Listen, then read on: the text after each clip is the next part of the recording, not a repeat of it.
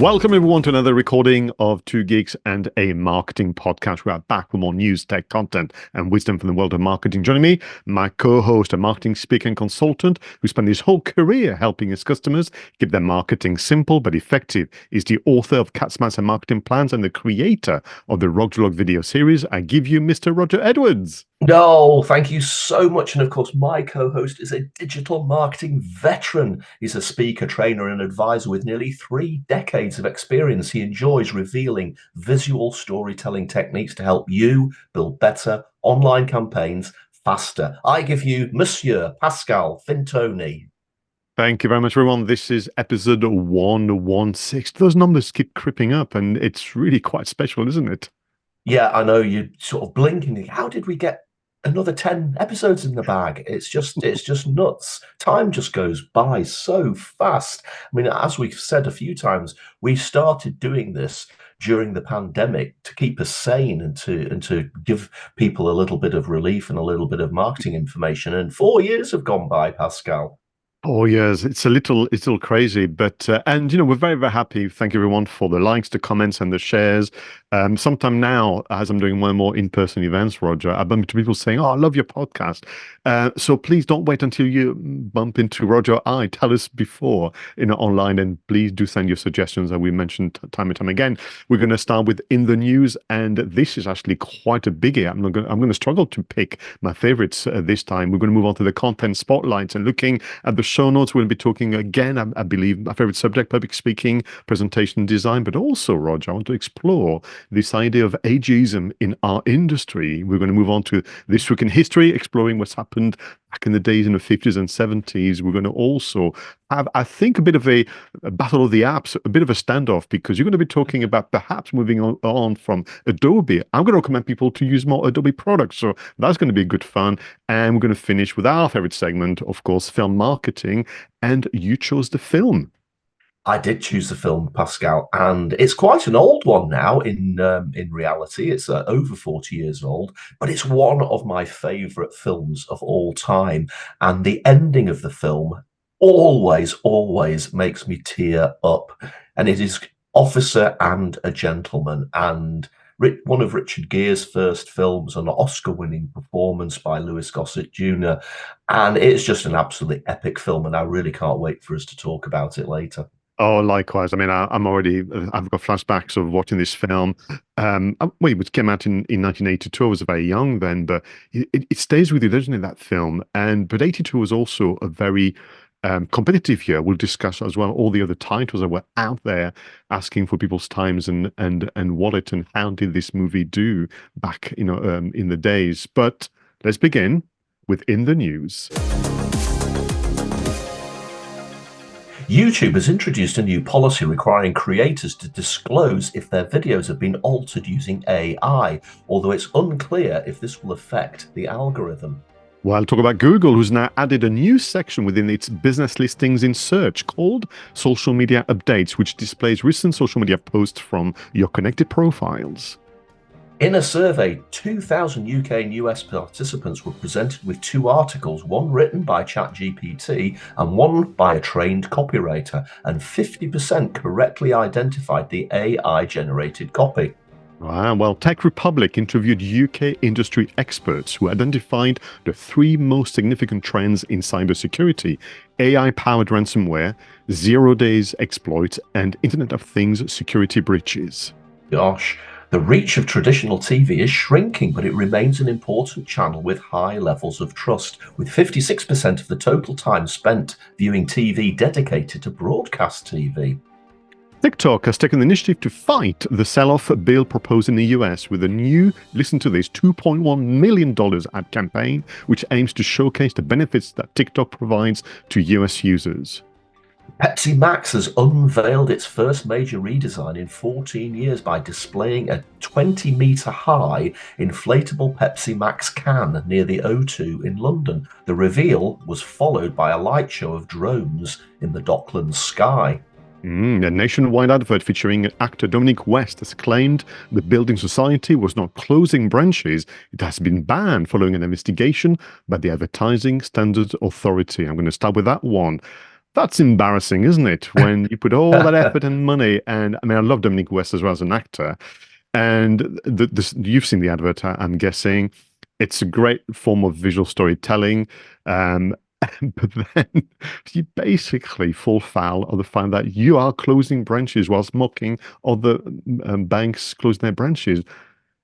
I'm guessing that the marketing team was never told that their employer was closing branches when they made this advert. It sounds like it, but of course, you're thinking, who is signing this stuff off?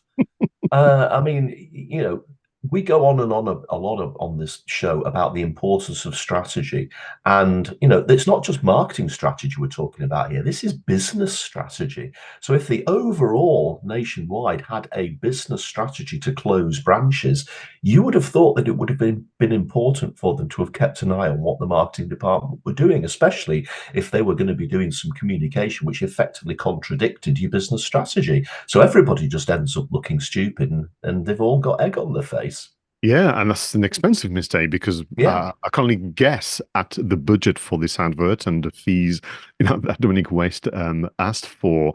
Yeah, and it's so typical of large organization, where somehow the marketing advertising division is almost in a silo. Yeah, absolutely right. Absolutely right. It's staggering, but I've worked in financial services a lot, as you know, Pascal, and it sort of doesn't surprise me. This sort of thing happens because the industry is incredibly siloed. So you will have a marketing department working way over there, and your product people will be way over there, and your pricing people will be way over there in another direction. And quite often, the lines of communication between the elements just don't happen. Yeah, They no. don't marry. They don't marry up, and that's why these mistakes happen. I want to ask you your reaction with the first news item you read out, which is YouTube. New policy. So people will have to tick the box or find a way to disclose that their video has been altered using AI. What do you think about this? Um, this is interesting because this news item has almost changed since we wrote it down a few days ago, and I've watched quite a lot of videos about this already. And YouTube is saying it will not affect the algorithm unless, of course, you're doing something really bad, like impersonating a real person, like a politician, or you disseminating bad information. But if you're just using it to make a video look better or make the sound look better, it's absolutely fine. But I think that it is very, very important because people want to know whether they're dealing with real people. And yet, let's face it, AI is getting better and better at impersonating real people.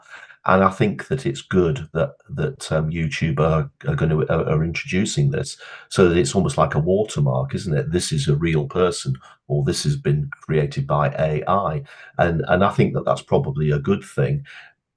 I imagine it has been prompted by the sort of darker side of things where people have been using AI to impersonate other people, probably for criminal reasons. So they absolutely have to do it. And all the videos and all the analysis I've seen so far seem to me that it's not going to affect creators like myself, for example. Now, I don't really use AI other than maybe to make the sound a little bit better. But I think that as long as you are on the level, you're going to be unaffected by this, I think.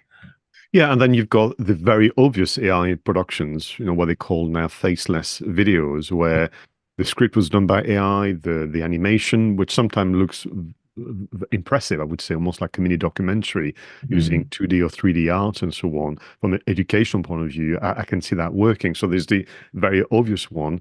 But yeah, the if you alter, for example, you have an old video from your CEO making the announcement of something, in 2017, and then you want to use AI for the CEO to say something very different that he's signed off or she's signed off, and this idea of this was done via AI. So let's then link that with this experiment of 2,000 UK US participants, whereby two articles, one written by ChatGPT AI, one by a trained copywriter, and 50% correctly identify the AI generated copy. I suppose deep down, I wish that figure was a bit higher, but we are where we are, I suppose. Yeah, I mean, we could spend the entire show talking about this one particular news item. I've been thinking about this a lot, and it goes quite deep. I've heard people saying that ChatGPT and the equivalents, Gemini and Microsoft Copilot, are actually getting worse rather than better Oh, at right. putting out content. And I've heard quite a few people say, "Do you know what? It's just not putting out as good stuff. It's so much more noticeable that it's being generated by AI." But when you think about it, we've said right from the start that if your prompts or your briefs, as we've said a few times, if your briefs to these AI platforms are rubbish, you're going to get rubbish out. If you brief mediocrity, you're going to get mediocrity out. And I just wonder whether a lot of people have just not heeded that advice and they are just basically getting mediocre content. But of course, what ChatGPT and all of these other AI platforms do is they scrape the entirety of the internet, don't they? So Mm. if we are piling more mediocre content in, then isn't it obvious that it's going to start giving us more mediocre content because it's scraping more mediocre content? So actually, even though the technology is probably getting better in terms of how it can create outputs, it's all the inputs that we're giving it which are creating some of this mediocre output. So it's possible that that figure will increase if that's the trajectory we're on. Yeah, and I think for me, my point is very clear when I do the workshops on AI. Its contribution to innovative thinking, creative thinking is negligible because it's repeating. I think I've used the term artificial imitation on the show before. It's repeating what's out there, and it's just a kind of strange gourmandist of everybody's ideas, which is therefore very mediocre and average. Very, very quickly for our viewers and listeners. So I read out the news about the Google Business Profile with the social media updates. So go and do that, and it'd be good for you to have your Instagram, LinkedIn, or X post featured, on there, and talk to your IT companies about the three major threats. AI-powered ransomware, the 0 days exploit that is to say, don't delay to update your system because people are going to get in the day of the update. And for me, it's always been a big, big concern, and I wanted to get your views on that.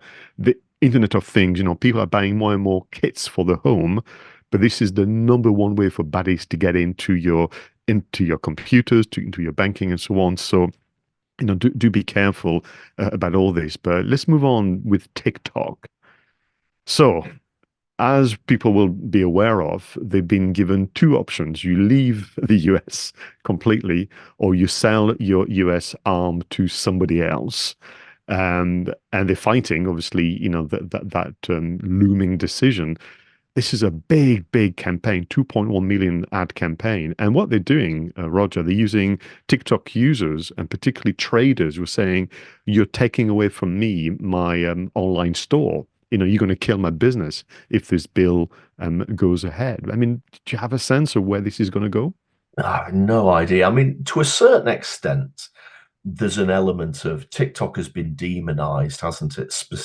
Especially in America, and obviously they're perceiving there to be a threat from China here. Whether that's true or not, who will know? Who will know? But it does feel to me that TikTok has become a bit of a scapegoat, and I'm sure that when you dig beneath the surface of all these social media channels, there will be potential harm happening in all of them. I mean, crikey, X or Twitter, I just still can't get my head around calling it X.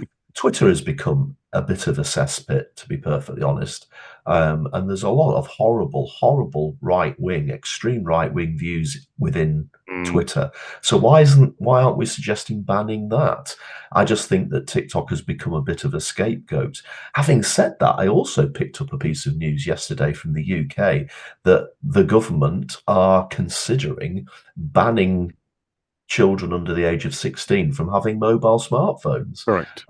So, again, is that because by having a phone, you've got access to TikTok and they feel that things like TikTok and X and all these others have a bad effect on the mental health of youngsters? Or is it the fact that these social media platforms need to up their game themselves rather than having the platforms upon which they work being banned in their entirety. Yeah, and I think for me, business management and strategy point of view, this is where people have got to really take the advice that's been shared for some years now, Roger. You know, you and I've shared it, this idea of be careful about building a business on rented land. Because decisions such as this one could happen, or it could be simply, as has happened on Facebook, oh, we don't fancy doing Facebook shops anymore, and we're going to kill them overnight. And there's only those who were trading using the Facebook shops feature, which was launched during the pandemic, out of communication channels. So just be pragmatic and see if you can spread your activities across another platform. Let's finish on a bit of a high then. Pepsi Max, are you a drinker? Isn't it annoying that all the good stuff happens in London? I think that's going to have to be the focus of that little discussion. Yeah, very rarely does anything big happen outside London. We forget that we've got Birmingham and Manchester and Newcastle and Edinburgh and Glasgow.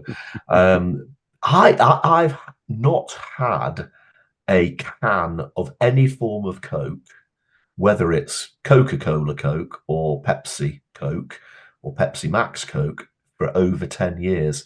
I took a decision as we returned from a holiday in Mallorca that I just had spent my entire life drinking far too much Coke of various types, and therefore I've not had a sip, not one sip, in over 10 years. So I honestly just couldn't tell you what Pepsi Max tastes like anymore.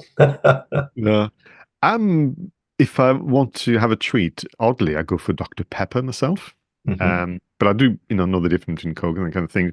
But yeah, so for me, I mean, you and I like to report those kind of PR stunts because it can be a source of ideas for viewers and listeners. I mean, not to the scale of a 20-meter high inflatable can. But yeah, I'm frustrated sometimes because a vast majority of what is being reported and what you and I can share is always in London. And it wouldn't be hard to have a tour of the UK with that PR stunt, would it? Not at all. Having said that, it's interesting. I was just mentioning the financial services industry there. And as you know, I do the marketing for a very big financial services conference that happens in London every year at the fabulous Landmark Hotel. And, a lot of people say, why don't you do a regional version of this? And it has been tried in the past by a lot of firms. And if you do put on a show in Manchester or Newcastle or Birmingham or something like that, the turnout is usually pretty low. So a lot of people say, well, people say we should do things outside London, but when we do things outside London, nobody comes to them. So guess what? We go back to London. Yeah, I've heard that before. Listen, always a pleasure to scan through the news that have spotted and selected. But let's slow things down and go for a deep dive discussion with our next segment, the Content Spotlights. Now, in this part of the show, Roger and I select a piece of content that can help us have a great conversation about what it means to be a marketer in today's economy. So what is your selection? Well, this is quite a simple article this week, Pascal. Nothing too detailed, but I just loved it for its simplicity. Like you, I've been invited to do a few talks at a few conferences coming up over the next 6 months to 9 months. And as always, I just like to just keep up to date and refresh my my speeches and just look at techniques and this, that, and the other. And I came across this one, and I almost think it's going to be a sort of go-to for getting ideas for how to structure your own speech or presentation. So the article is called "How to Structure a Speech or Presentation." It's by Nick Morgan, and it's on a website called Public Words. And it's not what you're going to expect, in that normally people would go on about that, well, you've got to think about the subject matter, you've got to approach the organizer of the conference and make sure that it fits. No, this is once you've done all of that, once you know what you're going to do, it's just using quite identifiable and techniques that you will know just to prompt you. So we're starting off with one of my favorite ever structures for any form of communication, and it's the basic problem solution structure. Now, you might have heard this referred to as problem, agitate, solution, or something like that. So you say to somebody, you know, you've got dry, dank looking hair, and that makes you look really rough in the morning, or it makes you look you know, untidy if you go out and, to a meeting or something like that. So our new 𝗧𝗵𝗲 𝗧𝗵𝗶𝗴 super shampoo will make your hair glow, and you'll look absolutely radiant as you stand up and talk to your business colleagues. That's the problem, agitate, solution format. And again, here he's saying this is just one of the best ways to do a presentation. Give people the basic problem, but then you agitate it, you make it relevant to them. You give them the consequences of what that problem is and why it affects you, and then you just give them the solution. And it's just fabulously simple. But how many presentations have you been to, Pascal, where they go in and out, they go over here on a tangent, they go over there on a tangent, they add in supplementary stories, and you completely lose track of what people are saying. And yet, if you follow that problem, agitate, solution structure, you can nail something in a few minutes. It can be really good. But the structure also works for much longer presentations, but as long as you stick to it rather than going off on a load of tangents. And effectively, the rest of the article is giving us little structures like that. So the first one, problem, agitate, solution, we've got at least 15 here.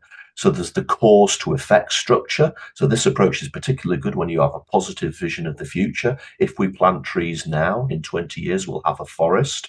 Or its opposite, if we fail to act today, our grandchildren will be living in a hellscape. So again, the cause to effect structure, you can just imagine how simple that is just to paint your narrative around it. The definition structure, the idea here is to define some aspects of the future as similar to the past and as such either to be avoided or sought out. We've seen this approach before. It's just like what our ancestors did, and they lost the continent. Let's not see us make that mistake again. I'm not going to read all of these out, Pascal, but there's the classification structure. There's the appealing to authority structure. I like this one. This is the expert's way in here. You might begin by sampling several or championing one. Jane Smith, the world's reigning expert in the existence of parallel universes, argues that the awareness of one doesn't imply that others don't exist.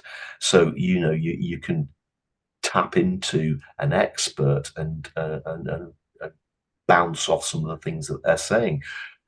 Another one, weighing probabilities. Another one, using inductive reasoning and employing comparative advantages. So what I would suggest is, as I say, I don't want to read these out because I'll ruin the surprise, but this article will literally take you no more than 10 minutes to scan it. But if you then sit down and go through each of these, starting with problem, agitate, solution, working your way all the way down to using a simple chronology. In the beginning, God created the heaven and earth, etc., or once upon a time, and then see how you could do your latest presentation or your latest speech in the style of that. And it's remarkable how many ideas it gives you and how it might just prompt you to alter it slightly so that it appeals to your audience a lot more. This is so good. And, you know, by extension, this will also give you perhaps what you need. I mean, recently I've had some conversation with clients where they find the whole business of content creation, you know, blogging, sometimes websites, social media, where they go, it's been years and I'm running out of steam here. I'm running out of ideas. And sometimes saying, well, maybe you need to change your storytelling. And then they look at you blankly. And I totally agree. The term storytelling is so enigmatic. It's meaningless. But I think this is what we mean. We mean that have a structure that is going to stimulate your imagination and make sure that you tell, you know, you share the information in a way that is comprehensive. I like that a lot. Thank you very much, Roger. It's interesting, actually, you said that. I wonder whether sometimes by using the term storytelling, and I use it all the time, it's one of my favorite subjects, and we've talked about it on the show so much. But I wonder whether the term storytelling does put people off. And if you would say to them, use the problem agitate solution model um, instead of saying storytelling, because it is a storytelling framework. Problem agitate solution, it's just a different way of doing it. It's the same as the three act structure Yeah. in a film, isn't it? You know, Mm. you've got your introduction, you've got your conflict, and you've got your resolution. It's the same sort of thing. But if you say to somebody, do storytelling, it sets all sorts of alarm bells off. But if you say to somebody, do the three act structure, it might be an easier way of explaining to them what you want them to do. Yes, because very briefly, the reaction I get is storytelling. For some, it takes them back to school where they used to be basically shamed by the teacher for not writing well or for this and the other, and or yeah, this idea. Well, I'm not a marketer. I'm not a content creator. You know, people will have that modesty, and I think systems and structures are there to support you. But I think more importantly. And I can also say that they won't tie you down. They're going to really, really stimulate your imagination. So go and have a look. We have the hyperlinks in the show notes for all of you. So I chose an article as well, and a very brief one. But when I was looking for something for episode 116, I was looking for something that would be educational, something that would allow me to, share my views on the wonders of marketing and selling. But this is actually very, very different. It's been a while since I've either read or selected an article which is more of a personal story, opinion, insight. And the title is as follows. I was an old agency dog, but I learned new tricks. And that's from John Ashwell, who's creative director currently at George P. Johnson Creative Agency. And this was written for the drum. And it feels almost like a blog post or a letter that could have been written to somebody, not a public address. But this is actually, I was completely drawn into it, and you would read, all of you, this open letter, I would argue, as opposed to an article, within 5 minutes, but it's going to stay with you. And John doesn't mess about. The first few words are as follow. Bear in mind that the drum is obviously representing the creative and marketing agency. Our industry has a problem with ageism. And it tells a story that 7 years ago, John Ashwell lost his job because he was deemed to be too old to be creative. And then the story goes into how that was actually, door closes and new doors open. But so there's a structure about what has happened to him, then a reflection on, well, a new challenge and new skills, and then the conclusion, which is around age should not be a barrier, but you need to have, of course, enlightened, open-minded employers or clients for that matter. Now, there's something I didn't know at all. And I'm going to be careful, that the whole premise of this article is actually to encourage all of you, no matter the age, to understand that you learn all the time. And your article actually, present that point. But in terms of our industry, so at the time of writing the article, or at the time of losing his job, John was 55. And so it happened he was part of the 7% of over 50s in the marketing creative industry. That shocked me, only because I'm 55 in October. Yeah. And he kind of says, this is tiny, tiny compared to other industries where typically it's 25, 30% of the workforce on average is over 50 plus, because this is about wisdom and experience and so on. So the whole article then kind of goes, right, so it was a shock. It was very unpleasant. But ultimately there was two events. One, an employer that understood that creative thinking is not linked to age. You could argue that it's by experience and the highs and lows and trial, the kind of, as I call it sometimes, the Pascals and the badges, but also that new technology is new to all of us. Even and I think that there is a default position in many industries where, particularly when you talk about the push marketing of social media, email and SEO, that it's a young person's game. What it was 30 years ago, because 30 years ago I was in my 20s, but I would say 30 years experience in SEO is going to be more valuable than 30 days, but of course I'm going to defend our age group. So I would people should read that, because it's basically a invitation to embrace change, to embrace new technologies, and to understand that all of us are learning, but the advantage of seniority is just that, because you can come up with more common sense, more pragmatic approach. What I will say, not stealing the thunder and the surprise like you of the article, I will read out just the final paragraph, which is as follows. So if you're thinking that you're past your sell-by date, forget it. Losing my previous job was a good thing. It was probably just an excuse to offload the old bloke, but it helped me find a fresh outlet for my creative thinking. It taught me to embrace the new. And that, with the right people around you, you can be creative for as long as you like. Yeah, there's a lot of wisdom here, Pascal. And, Mm. my philosophy has always been every day's a school day, learning every day. I've been learning new stuff all the time. And yeah, something new comes out in the marketing world every day. And you and I talk about it on this show, and we're learning together. You can never be arrogant enough to assume that you know everything. And I guess there's a bit of a balance to be struck here, because there are people of our age who have this attitude, well, you can't teach me anything else. I've been around for so long, I know it all, and I'm, much better than all these young whippersnappers. But that's rubbish, because you do have to keep learning. You do have to keep adapting. And I think it is the people who are older who keep adapting and allow the wisdom of their age to overlap with that constant learning. They can be a formidable force. At the Mm. other end of the spectrum, the younger age, yes, a lot of people, the younger people, will immediately be able to pick up new technology and use it really well, but they haven't got those many, many years of life experience, which will give them a more rounded view. And there are young people who admit that, and they are happy to work with older people to create a better product or a better marketing campaign. But just as there are some older people who are, folding their arms and saying, that's it, you can't teach me anything, there are going to be younger people who say, no, no, older people are past it. We're the future, and you can't teach us anything because we know technology inside out. And it's the two of those extremes, that the young age and the old age, those people who refuse to acknowledge that by combining young developing experience with older experience, that you can get a better result by combining the two together. And I think it's those ones who doggedly refuse to acknowledge that ultimately aren't going to be as successful as perhaps they think they are.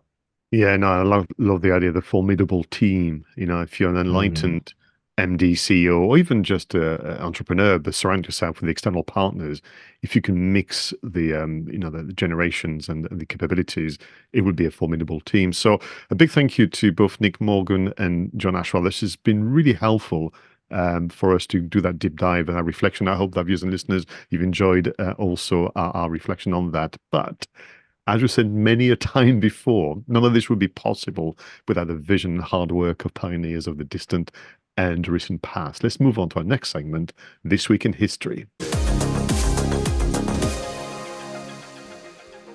In 1953, the first 3D motion picture produced and released by a major company, Man in the Dark, opened at the Globe Theatre in New York City, starring Edmund O'Brien. The next 3D feature, The House of Wax, was the first from a major company in colour and opened only 2 days later at the Paramount Theatre in New York City. Well, talk about competition. In 1970, Paul McCartney announces he will no longer be working with the group. Legal disputes ensued, and the dissolution was not formalized until 29 December 1974. In 1973, Marty Cooper, an engineer at Motorola, rang his counterpart at rival firm Bell Laboratories to triumphantly tell him he was calling from a personal handheld portable cell phone. All right, in 1979, the movie Mad Max, starring Mel Gibson, is released. It was filmed on a budget of 400,000 Australian dollars and earned more than $100 million worldwide in gross revenue, setting a Guinness record for the most profitable film. I didn't know that. Wow, neither did I. I But that remember goes to show, doesn't it? It's a low budget, but a great film. it is. It is. I remember it was advertised in France, and the whole PR was around not for children, like adult only, that kind of things. It was very quite gripping, and of course, I wanted to see it even more, although I was only age 10 at the time. Um, you are really the font of knowledge when it comes to music. So your reaction on 1970 announcement from Paul McCartney? It's incredible that it's so long ago. Um, it, Again, we've already said today how time passes. And a lot of the groups that I grew up with and love and still love today were 80s bands. And yet we're talking here about one of the most famous bands in the history of music, the Beatles, breaking up over 50 years ago. I mean, that is staggering that their legacy has lasted for this long. And they are still just as popular now as they were then.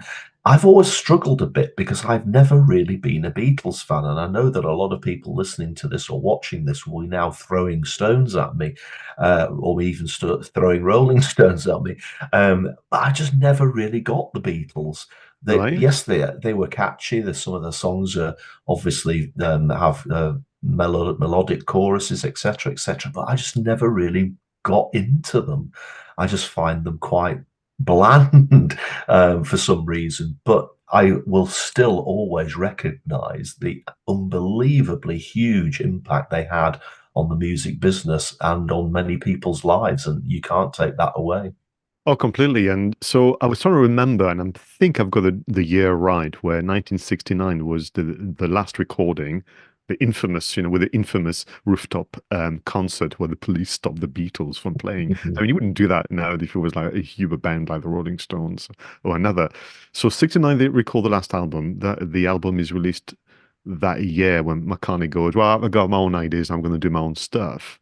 Yeah, it's and to your point though about their legacy, am I right in thinking it's just a handful of albums? I mean, they didn't create a lot of work. I mean, the work is obviously important, but it's not a huge legacy as a group, I would say. No, that's right. It was a very, I mean, you're not talking about the output of a group like U2, who've had, I'd have to count 20 albums maybe over the course of 40 years.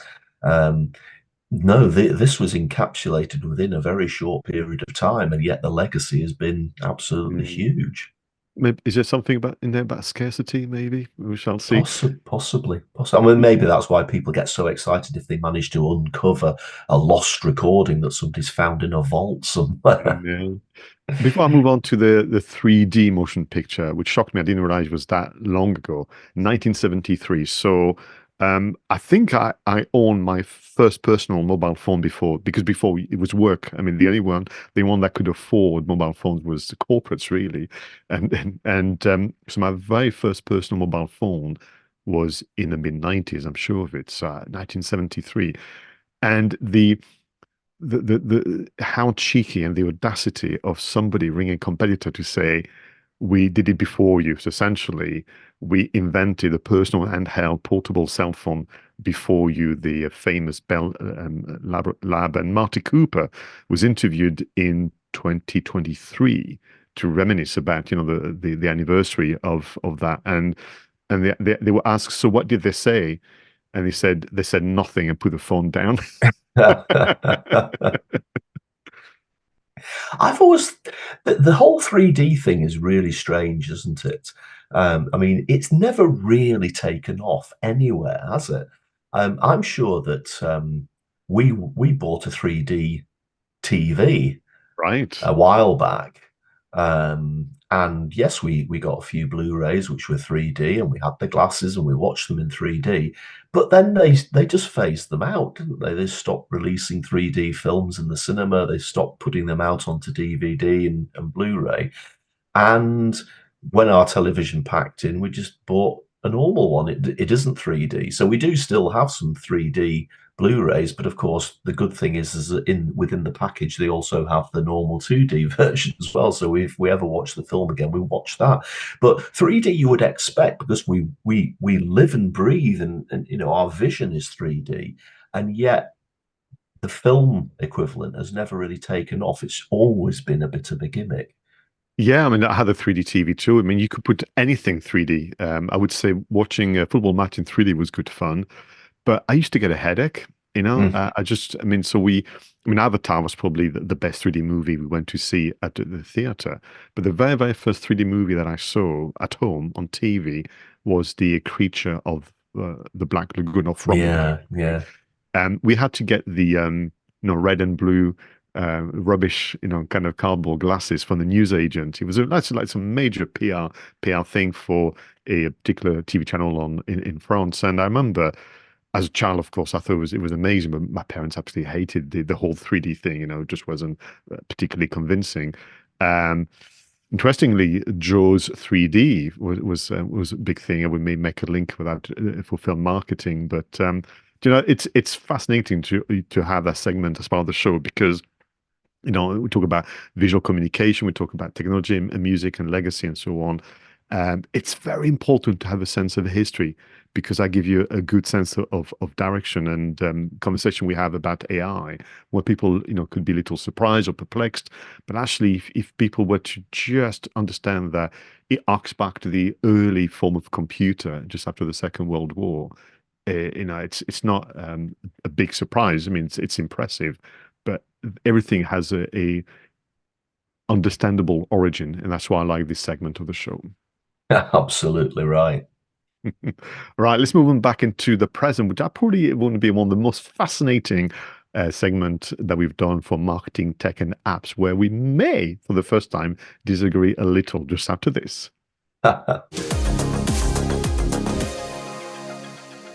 So in this part of the show, we select 2 apps, technologies, and solutions that can make life easier as a content creator. So what is your selection? I'm going to be talking this week about Adobe Creative Cloud, Pascal. Now, this is interesting because on the show, since we started, I've probably argued about this particular point a few times. Now, if you buy the Adobe Creative Cloud suite, it's going to cost you about 50 quid a month, which is obviously 600 odd quid a year. So very expensive, actually. But the software's good, and you get Photoshop, you get Premiere Pro, the video editor, you get After Effects, which gives you the ability to do special effects. There's or Audition, which is an audio editor, and all sorts of other things as well. And every year for about the last 3 years, I've played this little trick, which I learned from somebody else, that if you go into the Adobe Creative Cloud website and cancel your subscription in the lead up to the end of the year, they usually give you a really good offer to get you to stay. And for the last 3 or 4 years, I have managed to renew my entire Adobe Creative Cloud package for about 25 quid, which is a lot more palatable for a small business like me than 600 quid a year. So this year, however, in the run up to the anniversary and the renewal date, they haven't been offering that generous renewal package. It's sorry, you can upgrade to the full amount, 50 quid a month, 600 quid a year, or you can just take Premiere Pro for 18 quid, or you can just take Photoshop for 18 quid, or you can just take After Effects. Now, I did think that if I left it right until the last day, that they would pop up with this offer again, but they didn't. So as this was going on, I'd been planning. I'm not prepared to pay £600 a year because I don't really use After Effects that often, once or twice in a year for my videos. Okay, we use Adobe Audition to do the podcast audio version of Two Geeks and a Marketing Podcast, but Audacity, which we're recording this episode on, is easy to use. So it made me think, if I can use Audacity just as easily as Adobe Audition, can I replace the Adobe Creative Cloud with other apps? And of course, the answer is yes. And most of these are actually free. So, and the first one is the most astonishing. To replace Photoshop, all you need to do is go onto a web-based app. It's a browser-based app. It's called Photopea. And Pascal, it is the absolute clone of Photoshop. Not only does it open Photoshop files, the interface and the menu structure is absolutely identical. And in fact, it's so identical, I don't know how Photopea get away with it. But Photopea is completely free. And yes, there's adverts appear in the top right corner, and you can pay a small fee to get to eliminate those if you want to. But I just cannot see why I would use and pay for Photoshop now that I've got access to Photopea. Already said, the Adobe Audition, which is the audio thing, I will be able to create the audio podcast version of Two Geeks each week just as easily in Audacity as I have been able to do in Adobe Audition. And in fact, I used to do the Marketing and Finance podcast, my own podcast, on Audacity. So that's not a problem at all, which leaves us with Premiere Pro and After Effects. Now, my big problem is that I've been using Premiere Pro for 4 years now for Rog Vlogs, and I do know how to use Premiere Pro, and I know where the menus are, and I can use it really quickly. And it is an infuriating program sometimes because it often crashes, very often, and Trisha will confirm that she will often hear me screaming blue language like you've never heard before when Premiere Pro pulls off one of its crashes in the middle of an edit. And I have found DaVinci Resolve, which is offered by a company called Blackmagic Design. Now, we mentioned Blackmagic Design on the podcast recently because they've been offering a camera app for Apple, which is really good and much better than the Apple app. And a lot of people say, why can Blackmagic offer this app for free? And the reason is that because they want you to buy their hardware. Now, Blackmagic Design actually create hard proper solid state tech, so you can buy these huge editing keyboards with wheels and dials and everything, like mixing desk style stuff. So they're giving away this program called DaVinci Resolve, which is effectively a combination of Premiere Pro and After Effects, and it's even got elements of Audition in it for free, because they know that people will eventually buy their very expensive tech. And if you do buy their very expensive tech, which also includes an 8K camera if you want to go up to 8K, then you get DaVinci Resolve thrown in for free. Now, DaVinci Resolve, I've been playing with it over the last few weeks, and it is absolutely astonishing. It is so much better than Premiere Pro. And one good thing about it is it doesn't seem to crash yet. So I've been massively impressed with it. Now, there is a paid version of DaVinci Resolve, which gives you a few extra features, and it's a one-off payment. They guarantee that once you've paid it, you'll never have to pay it again. Whereas with Adobe, you're paying them year on year on year on year. So this is the conclusion that I've come to. I've dropped the Adobe Creative Cloud. So I'm going to be using Photopea now on instead of Photoshop. I'm going to be using Audacity now on instead of Audition. I'm going to be using DaVinci Resolve instead of After Effects. But what I have done is I've retained the Premiere Pro subscription from Adobe for another year. So that's gone down to 18 quid. So I've saved myself 50 quid down to 18 from what I would be paying. And I've given myself a year to wean myself off Premiere Pro completely so that I can use DaVinci Resolve as fast as I can use Premiere Pro. And by this time next year, I'm sorry, Adobe, but you're out of here. Yeah, and listen, thank you for doing all the research, because our viewers and listeners be making us thinking, well, maybe this is what I've been waiting for. The only one that I've heard, mention this Adobe Creative Cloud, which I think their pricing is off, because if you're an agency, I get it, literally, because you can actually factor this into your invoicing when you do project for clients. But when you are a content creator, and this is part of your marketing kind of activities, it's too high. And I mean, I don't know any other platforms that would go there. So yeah, well done you, and looking forward to perhaps we can ask you in 6 months' time, how you're getting on with the alternative solution.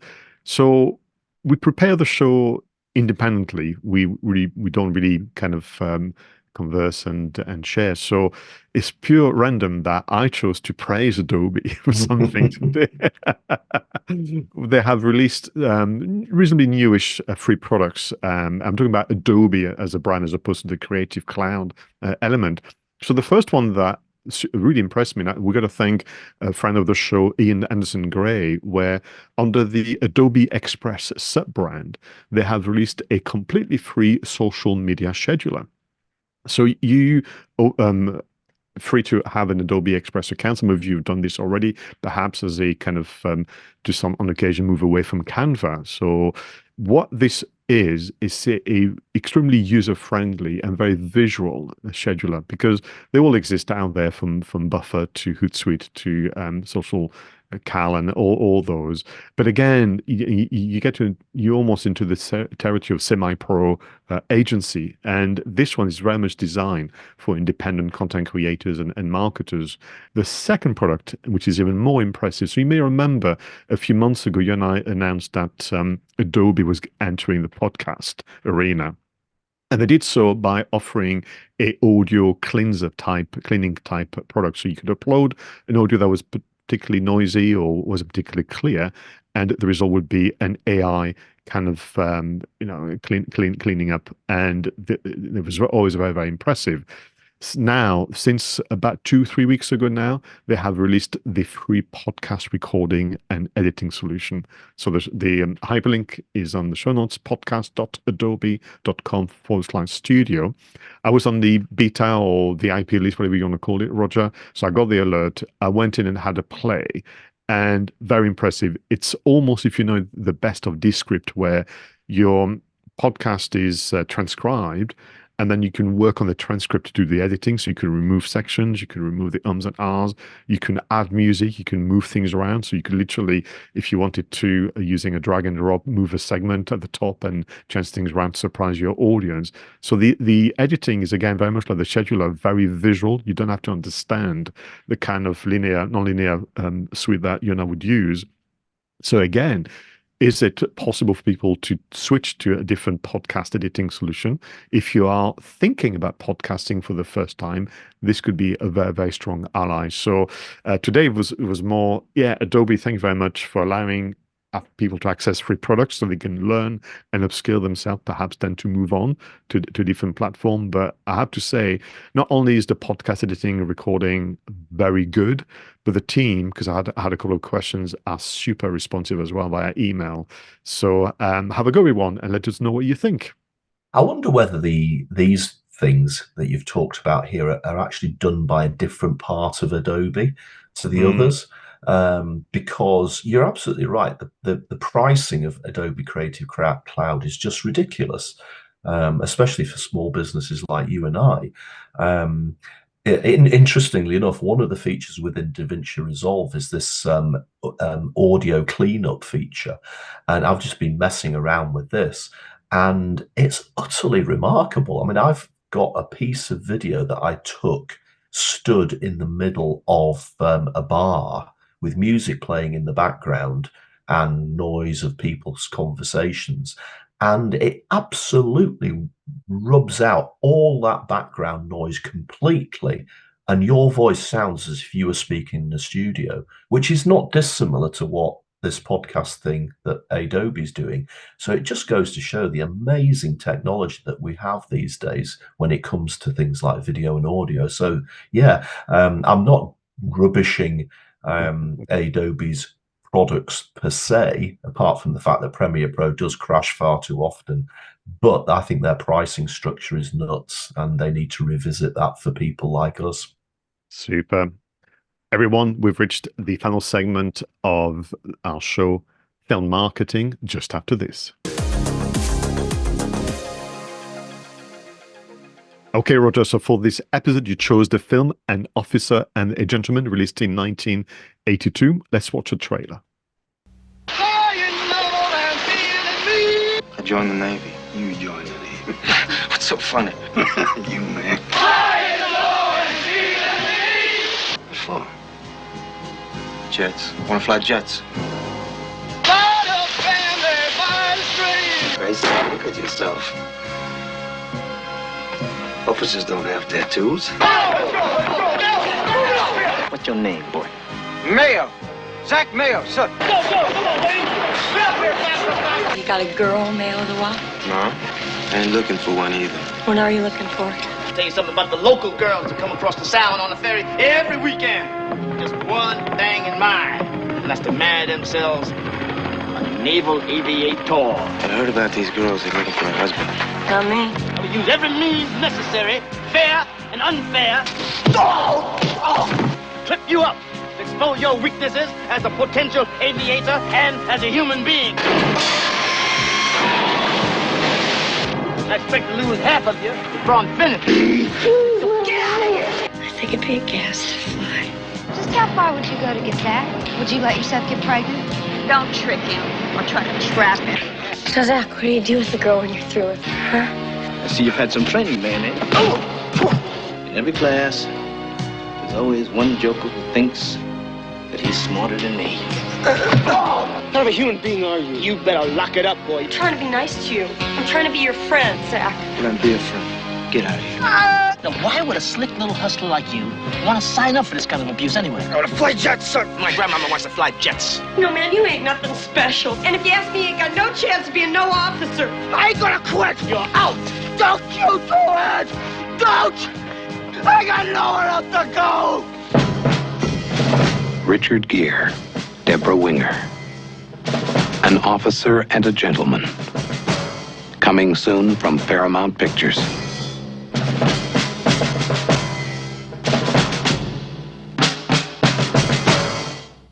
That is such a good old school trailer, isn't it? With a voiceover towards the end as well, and you can't beat it when you get the They have to go back to their style, Roger. You know. Yeah. Do you remember? I mean, I first saw this on TV, therefore maybe in the mid to late 80s, and I was so captivated, which suggests to me, therefore, that the story worked, the acting worked. This kind of, fly on a wall in a world that at the time I didn't really understand. The Navy, the training for the pilots and so on. This is obviously a few years before Top Gun, if memory serves, which has a very, very different style and palette. But I remember really, really rooting for the character played by Richard Gere and wanted him to do well, because I understood that he didn't have the best of upbringing, clearly. I felt that the character played by Deborah Winger was such a strong female character. That was a bit of an eye-opener to me as well, because previous movies had given the female role more of a, kind of second, companion to the hero, Johnny, and that kind of thing. So I would say that I've seen this movie maybe only 2 or 3 times, but I remember everything about it. Yeah, I mean, I remember wanting to go and see it because of that trailer, believe it or not. This is one of the first few films that I can genuinely remember. It was the trailer that made me want to go and see it. And it was also the first film I ever went to see with probably my first serious girlfriend. And she was really keen to see it as well. And when we went to see it, I think she was quite shocked as we were watching it at the levels of profanity in the film. There's quite a lot of swearing going on, especially in the chanting that the troops do as they're running around the base. But actually, it's quite an explicit film. There's a really quite explicit sex scene in the middle of this film. And I remember she wanted to leave. And I'm sitting there, no, this is a bloody good film. I want to stay. So we did stay in the end. And I think in the end, she did enjoy it, especially that ending. But yeah, no, and I've seen this film many, many, many, many times. It is one of those films that I just think is timeless. It is over 40 years old, but I think maybe because it's set on an army base and it doesn't depend upon even the technology of the day. So the fact that they haven't got mobile phones, it doesn't matter. It's a period piece, and it's timeless for that reason. But I do think that it's all about the relationships, as you've said. You're absolutely right. Deborah Winger's character Paula is so strong, but it's a sort of love story between Zach and Paula, and also a love story between Sid and Lynette. And of course, the two love stories go in completely different directions. But it's also this conflict story as well, a conflict between Zach and the drill instructor, played by Louis Gossett Jr. And that is just remarkable, remarkable filmmaking, remarkable dialogue, remarkable acting. And every scene that they are in is just, it just lights up the screen. It's intense, it's deep, but you like both of the characters. And it's the transformation that Gossett Jr. gets out of 𝗧𝗵𝗲𝗸's character as the film progresses is astonishing. And he plays the role of the mentor in the screenwriting parlance, but not the mentor that we've seen necessarily before. Is not the Obi-Wan Kenobi kind-hearted kind of wizard. Is really going through the transformation painfully. I remember some of the training scenes, but also the one that even as a young person broke my heart when his character is being punished for a transgression of sort, and he's doing a day full of press-ups and push-ups and sit-ups and so on, and basically Louis Gossett Jr. say, just leave, just go away, and literally said, but I've got nowhere else to go, this is all I've got. Broke my heart because it felt so sincere. And actually, when you learn that this is based on a book where somebody had a dream to be a pilot and that was taken away from him because of a medical condition, we've all been there, perhaps as children, where we had a dream job or profession or career, and it doesn't quite go the way you want it. That shock of having to change your plans is always so. Yeah, that movie just stayed with me forever.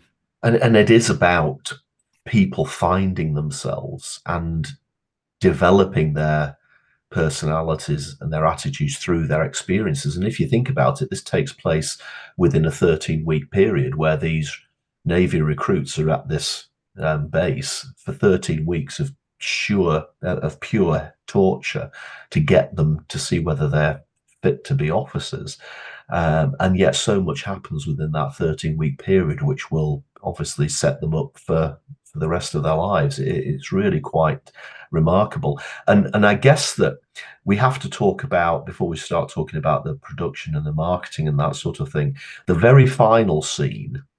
A lot of people sort of see this scene as being quite cheesy and a little bit cliched, and it doesn't give anything away to say that at the end of the film, you've got Paula and Zach, who you think of aren't going to stay together, but there she is in the factory. The music starts playing. It's the instrumental version of Up Where We Belong. It's got this great sort of bam, bam, bam, bam, bam, bam, bam playing in the background. He walks into the factory with his crisp white Navy uniform on. And of course, he creeps up behind her and obviously whispers something into her ear, which we don't know. Will you marry me? Or something like that. And she turns around and they have a hug and a kiss, and all the rest of the people in the factory start applauding, and he picks her up and carries her off out of the door whilst this music is reaching its crescendo. And, apparently when Gear read this in the script, he thought, well, this is awful. It's just as cliched as hell. I don't even think we should film it.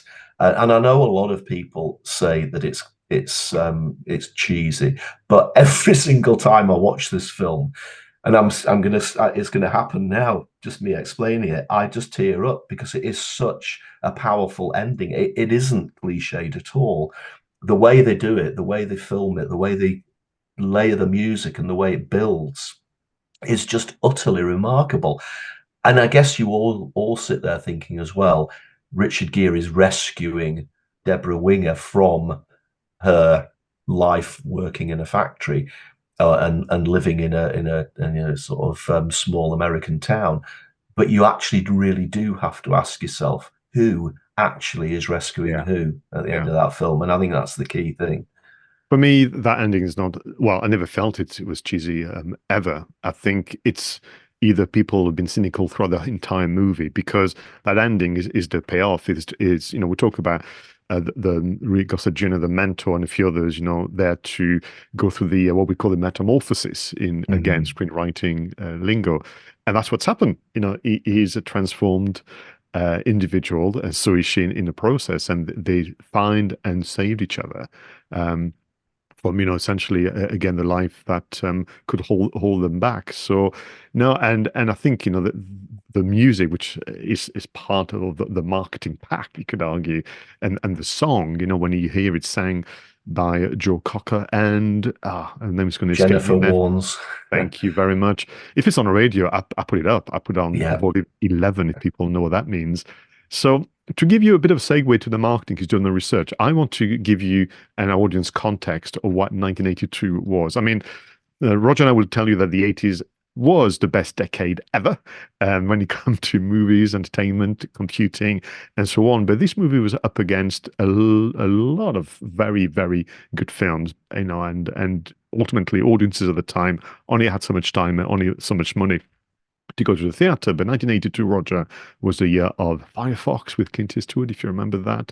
We had the Dark Crystal. Can you imagine? You had Gandhi, you had Tron, you had Rocky III, Eye of the Tiger, you had Stallone, oddly, First Blood, you had Poltergeist, you had E.T., Blade Runner. Can you imagine all those movies demanding your attention? And just for you as a special treat, they also had Star Trek II, The Wrath of Khan. So you've got all that going on. And all those movies, if you pay attention to the list, it's fiction work, right? And here's a movie that is really the tale that happened to somebody else, the author. Okay, it's been dramatized. So how do you get an audience to go and see a movie that is not going to be necessarily entertaining to the degree of the one that I've just listed for you, but it's going to be just as enthralling? It's really strange, isn't it? And just to finish the girlfriend story as well, I remember going to see 3 films in over 3 weeks. Officer and a Gentleman was the first one. The second week, we went to the cinemas to see Airplane 2. So that was another film that came out that year. And the third week was E.T. So those were the three. We probably broke up and split up after those 3 weeks. It wasn't a very long relationship, but it's always stuck in my head. But yeah, it's strange, isn't it? This was the film that I remember the most from 1982, even though it was surrounded by films like you've already mentioned. It was Star Trek II, Wrath of Khan, and because it's such a long time ago, it's hard to find anything that was happening from a marketing point of view. So perhaps it just was the strength of that trailer and the fact that that trailer revealed that the film was sort of a real life thing as opposed to fantasy. So here you've got a real film about real people developing emotions in an era when we were surrounded by fantasy films like Star Trek, fantasy films like E.T., and even jokey comedies like Airplane 2. Here's something that was just grounded in reality, and perhaps that was what the attraction was at the time. But a little bit of background: directed by Taylor Hackford, written by Douglas Day Stewart, obviously Richard Gere, Deborah Winger, David Keith, Lisa Blount, Louis Gossett Jr. we've already mentioned, other people that you'll recognise as well in the film, that you'll have seen. I often spot Della Sera in films these days, and even the girl who played Casey Seager, you see her pop up in films from time to time. And Louis Gossett Jr. himself actually appeared in a film with Dennis Quaid, maybe. Was it Dennis Quaid? Where he was an alien. It was called Enemy Mine, or Enemy Mine. Enemy Mine, yeah. And it was completely rubber mask, but it was Louis Gossett Jr. and it was another almost Oscar-winning performance. Talking of which, 1993 Best Supporting Actor role for this film went to Louis Gossett Jr. and of course the Best Oscar for Best Original Song for Up Where We Belong.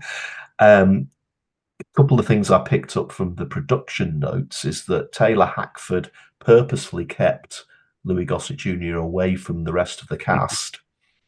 It was almost like a method acting thing, was it? He was only there during the take, so they never got to know him as an individual. So he was genuinely this sort of scary individual. What I did think was interesting is that there was a real life gunnery sergeant, a guy called 𝗓𝗓𝗄𝗃, who came in to train Louis Gossett Jr. how to be a drill instructor.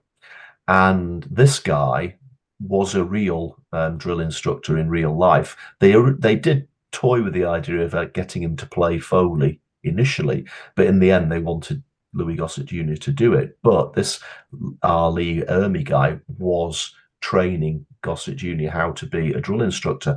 And 𝗓𝗓𝗄𝗃 went on to be the drill instructor in Full Metal Jacket, which came out in 1987. And I always remember watching Full Metal Jacket, and there's this scene where he comes in and he's doing the shouting thing, just like Louis Gossett Jr. did in Officer and a Gentleman. And he says, the only thing that come out of Oklahoma are steers and queers. And I thought, hey, you've nicked that line from Officer and a Gentleman. That's what Sergeant Foley said in Officer and a Gentleman. But ironically, of course, the steers and queers line came from 𝗓𝗓𝗄𝗃 training Gossett Jr. to be a drill instructor for that film. So he did originate that phrase, but of course it was delivered by Louis Gossett Jr. I always loved that little bit of trivia there. And as I said before, alluding to the girlfriend, there was a lot of foul language in this film, and a particularly erotic sex scene in the middle of it as well. And in the UK particularly, we were on the verge of introducing a new series of classifications. Up until 1982, you would have an A film, which was for, you had to have your parent with you. You had a double A, which was for age 14 and over. And then after double A, there was an X, and that was with people for 18 and over. And it's the fact that the classification board at the time wanted to give Officer and a Gentleman an X certificate because of that sex scene. But then they brought in the new classifications just around the time of the film's release, and it then fitted into the new 15 category. So people under the 14 missed out a little bit, but at least they then didn't have to wait until the age of 18 to see it. And again, I thought that was quite a nice, interesting little thing. But obviously for the TV versions, they edited out all that bad language, and the sex scene was fairly much excised from the film as it was. Looking at the marketing, Pascal, again, such a long time ago, we've already discussed the trailer. Phenomenally good. Gives you all the bits you need. The voiceover draws you into it. I just think it sums up the emotion of the film, and it's about real people. And I think that's why it stood out for me. The poster, again, nice and simple. You've got that image of Deborah Winger and Richard Gere embracing in the background with the sun, but then you've got almost at the forefront of the image, you've got him in his white Navy uniform, and then the image of them running along the beach with Sergeant Foley being beasted by the drill instructor. Again, I think the more I talk about this with you now, the more I'm thinking that the reason this film stood out was it was a real thing as opposed to a fantasy. And maybe looking back now, 1982 was the year of the fantasy, Star Trek, E.T., etc. This was grounded in reality, and maybe that's why the marketing, simple as it was, actually worked. I want to spend a bit longer, if you'll allow me, on the poster, because again, it feels like, and pun intended, was imprinted into my mind, because that design and the choice of colors. You've got him in white, which is a transformational bit. You've got the drilling where they're all in black. You've got that kind of sunset lit, sepia looking embrace and so on. And, post design, people don't wing it. Nothing's done by chance. There's been a careful consideration. And it feels to me almost like a montage of negative films that then gone to print. And there's some echo in there of documentaries, of, real life articles in hard-hitting magazine like the Time and whatever. So back to your point about non-fiction work, I think this poster is very, very strong because they don't afraid to use the white space quite a bit. the title and so on, but the montage takes me back to reportage of war, events in Vietnam and that kind of things. And it's got that grainy effect and so on. So again, I have admiration for any form of graphic design typically, but the film posters in particular, where if you compare that to the effort of today, which is where there's a formula that seems to be applied all the time, and therefore films are not given as strong an identity as they used to in the 80s. But also you must remember that movies were advertised heavily in newspapers back in the days. So that poster, or even a smaller version in just black and white, because that's how newspapers would have been printed then, would have just popped at, on a page compared to all the others were a lot busier, a lot darker, not use of white space as much. So, and like I said, I mean, this poster, I know it by heart, both because of simplicity, but this visual impact. And I wasn't able to find any reference to this at all. So this might be my memory cheating me. But I also think the music from the film must have played quite a big part in the marketing of it. At the time, Love Lift Us Up Where We Belong was played a lot on the radio. I'm sure it was played on TV shows like Multicolored Swap Shop and the equivalent Saturday morning shows for children. And of course, the video for that song had a montage of images from the film. So you were hearing the song, but seeing bits of the film. The soundtrack to the movie was also quite contemporary. There's a song by 𝗧𝗵𝗲 𝗡𝗵𝗄 in there called Tush, which was a big hit at the time, which is it is played over the fight scene early on in the film where they're coming out of the bar and Mayo surprises them all by being a martial artist and he knocks over the local thugs. There's also a Dire Straits song played almost in its entirety in the scene set in TJ's bar. It's called Tunnel of Love, which ironically is the song Tunnel of Love is about Newcastle and South Shields and all of that, but that's a bit of a tangent. And ironically, that Dire Straits song is called Tunnel of Love, and it comes from an album called Making Movies, which I always thought was quite actually quite a nice link. But I remember at the time, particularly the fact they'd used this Dire Straits song. And Dire Straits, the group, were huge in the early 80s. They were a guitar band amongst, the emerging synth pop movement at the time. So they really stood out as a sort of bit of an old-fashioned sound. But they were huge at the time, and they were having major tours all over the world. And I'm convinced that I saw interviews with Mark Knopfler, and that was interspersed with video from this film, especially the scene where the song's playing. So whilst we've not been able to find as much marketing collateral online, because this film is 40 odd years old, there's still the memories of the marketing in my head. So that proves that it must have been really quite special. Oh, for sure. Poster trailers, lobby cards, music track. I mean, they couldn't have released them on Spotify like they do nowadays, but it would be part of the memory.